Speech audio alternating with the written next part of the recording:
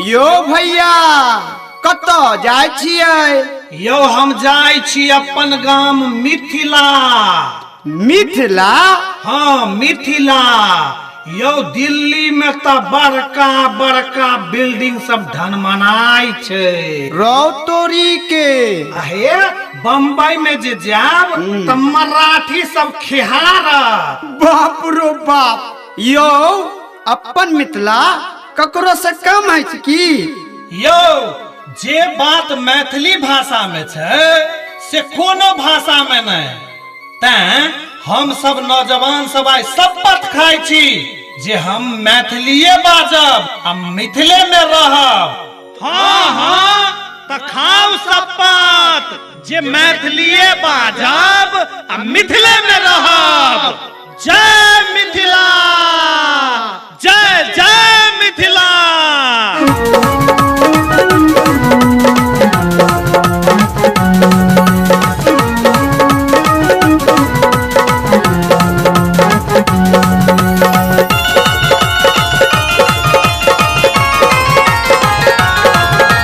जनकपुर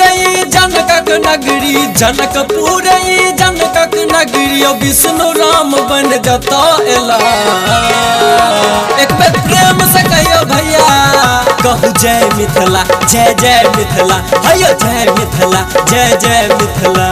जनकपुर जनकक नगरी, जनकपुर जनकक नगरी विष्णु राम बन जता एला। एक बेर प्रेम से कहियो भैया कहू जय मिथिला, जय जय मिथिला, हैयो जय मिथिला, जय जय मिथिला। जय मिथिला, जय जय मिथिला, जय मिथिला, जय जय मिथिला।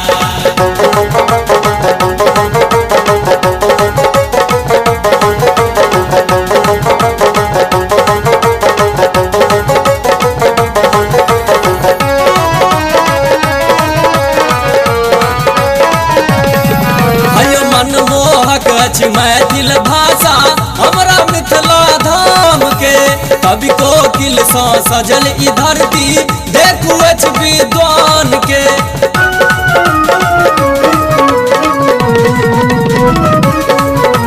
मनमोहक अछि मैथिल भाषा हमरा मिथिला धाम के कवि कोकिल सा सजल ई धरती देखू अछि विद्वान के।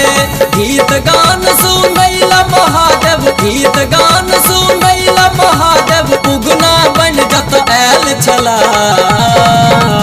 हे बहिने कहू जय मिथिला, जय जय मिथिला, कहू जय मिथिला, जय जय मिथिला। जय मिथिला कहू जय मिथिला, जय मिथिला कहू जय मिथिला।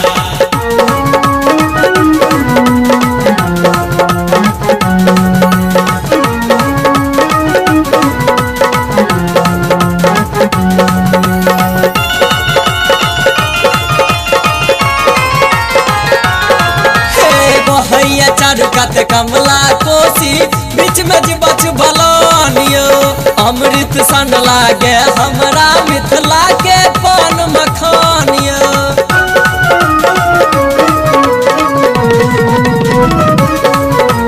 बहैया चारुकत कमला कोसी बीच में जीवछ भलानियो। अमृत सन लागे हमरा मिथिला के पान मखानियो। विद्यापति अमंडन आयाची, विद्यापति अमंडन आयाची एहि धरतीक संतान भेला।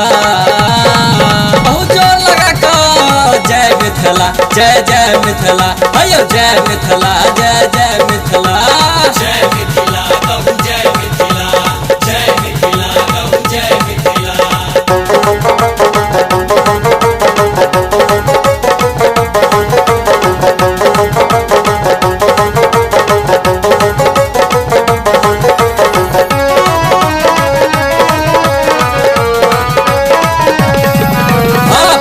दोपटा धोती कुर्ता मिथिला के सिंगारियो।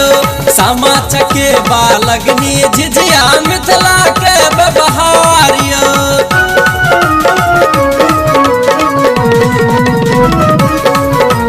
पाग दोपटा धोती कुर्ता मिथिला के सिंगारियो। सामा चकेबा लगनी झिझिया मिथिला के व्यवहार मिथिला हमर महान कते अछि मिथिला हमर महान कते अछि सरवन झाई बखान केला हिला दियो भैया जय मिथिला जय जय मिथिला जय